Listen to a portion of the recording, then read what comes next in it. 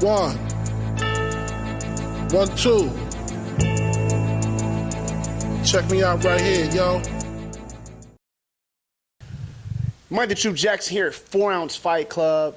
Today, we're here with another edition of Fighters Talk, but it's more of a coaches special. I'm joined by the General Crew, Bob Perez. Man, how we feeling today? Feel good. Just got my rounds in with Derek, and my shoulders are starting to bother me a bit. Yeah, man, that's a big boy. How does it feel holding mitts for someone that's strong and who hits as hard as he does? It's scary, man. If you actually look at some of our training videos, sometimes he just adds a punch or two for the combo that I'll call. So you see me kind of slip every now and then, but it's beautiful. I love it, but it's kind of scary. And when I hold mitts, I hold them by my by my face. So I just have to be careful. But his power is indescribable. I mean, you felt him. It's incredible, man. Now, for you, you've come a long way as a trainer, as a coach. You've grown from just cornering on the smaller amateur shows to being a consistent face in the biggest organization in the UFC. How has that transition been for you, and how does that make you feel as a person? Transition's been smooth because it's just another show. I mean, it is the UFC. I mean, the production value, obviously, I mean, it's just on another level from any show we've ever done. But it's still just a fight. The nerves probably are bad every show, but this is, definitely worse. The crowd and just the hype and the intensity, it's ridiculous. But I still enjoy cornering amateur fights. I'll corner every fight that I possibly can. Definitely over 500 corners now that I've worked. But I thoroughly enjoy it, man. The transition, smooth, but a little different. Now, at 4 Ounce, we're just going to stick with 4 Ounce right now. Mm-hmm. A lot of fighters. What was the number? Over 60 active? I think we're at like 64, 65 active. So for any given card, especially here locally, you may have as many as 8, 9, 10 fighters. How does that, affect your game planning and strategy as a coach? Well, in terms of game planning, we always do it just kind of, it's all relative per each individual's fight. I'm going to handle your game plan, your game plan, your game plan, along with the other coaches. What does make it very difficult for me is the pressure of performing or the pressure of winning.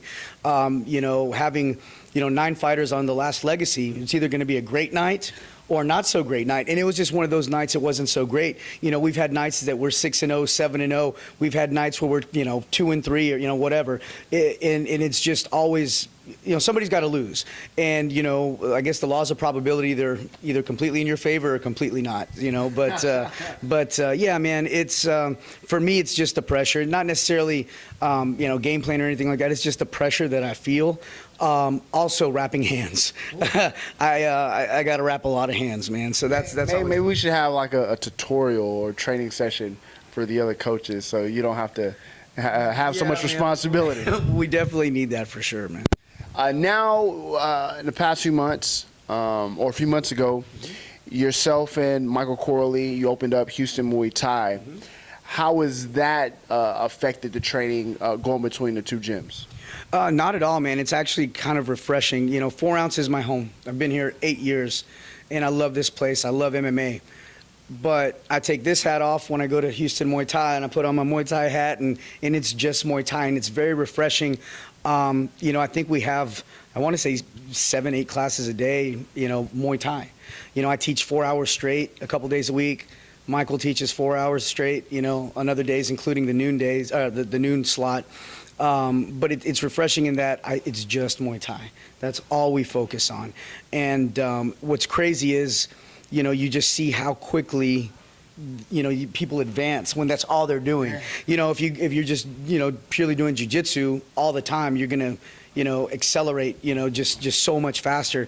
And I'm seeing that. We've been open 7 months, going on 8 months, and we're producing fighters who started training on our first day. I mean, we've already had probably 20 guys compete out of our gym that had never competed, never really trained before. So it's just, I think, a testament to what we're doing. I'm not saying we're the greatest coaches by any means or anything like that. I'm just saying that, you know, when a fighter can just focus on, or a student can focus on one discipline, and then the coaches are focused solely on that discipline as well, everybody gets better very fast. I agree. Now you sit here and say that maybe you're not the best fighter or best trainers, things like that, but maybe you are. You have this, and maybe you're a magnet for fighters because you have guys from all over the state of Texas. You have guys possibly all over the country who are looking at you, do seminars, and come out and train. How does that make you feel? It makes me feel incredible, man. Going to UFCs and having, certain fighters or certain coaches come up to me, and it's just amazing. But I think more than anything, it's because I'm a nice guy. Because I always greet them, and you just try to be nice to everybody, to all the fighters, make as many friends as possible, and I always make myself accessible backstage at like a UFC, for example. So, like Sam Cecilia saw me hold in for Bedford. And he, hey, man, weird question, but would you hold for me? So I held for him, and he really enjoyed it. And he was a great guy, and, we hope to work together in the future. So that's how you meet these people, man. You just can't walk around, just not saying anything to anybody. You just have to do the best you can, and then hopefully, and I've been doing this a long time, and it's just now starting to pay off. But, man, yeah, just try to be good to people, man, and teach, the best you can, and it'll happen. Speaking of paying off, you've taken to social media here, at ripe old age. Right. You've hit the social media market. It was kind of a little slow start for you, but you seem to have found your niche here recently in the past few weeks or earlier months ago with these little Technique Tuesday videos, man. How did that get started? Man, it was just, I had DVDs that I had put out. They were very good selling DVDs, and we've been at fights, and people have approached me, hey, I have your DVDs, and I was like, wow, that's weird, but that's awesome.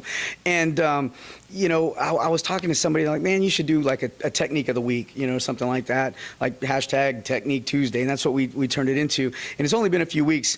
I'm doing it like every other Tuesday. B actually got on me. She's like, don't give them too much.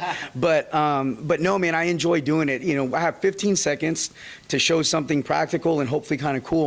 And people are digging it every time I do it. I get generally a little over 100 followers overnight. So that's cool for me, man. I'm really kind of digging the Instagram. I don't follow a lot of people back just because I don't want to see pictures of like your lunch. I don't care about what you ate. But no, man. The people that follow me, man, I'll try to give them the best stuff that I can. There you go. What's next for Crew Bob Perez? You got the Houston Muay Thai, you got the Instagram. Anything else coming in the works? Man, just a whole lot of fights, man. I mean, just in the very near future, we've got Muay Thai Kingdom coming up. Several guys on that. April 24th, Legacy Pro-Am, like Challenger Series. I think we've got, I don't know, 4 or 5 on that. And then Garcia, UFC, just on and on. Daniel Pineda will be fighting this Friday in Tulsa for Legacy. He's the main event, fighting Johnny Carson.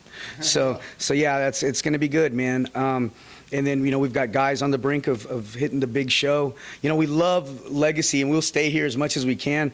It's up to the fighter. If they want to go to the UFC, they can go. They want to stay for Legacy, they can stay. But, between Legacy, UFC, Bellator's every now and then, Glory, LK1, we got some big we got some, or LK, the LK1 was the first one, but Legacy Kickboxing, man, it's some cool stuff, man. A lot going on.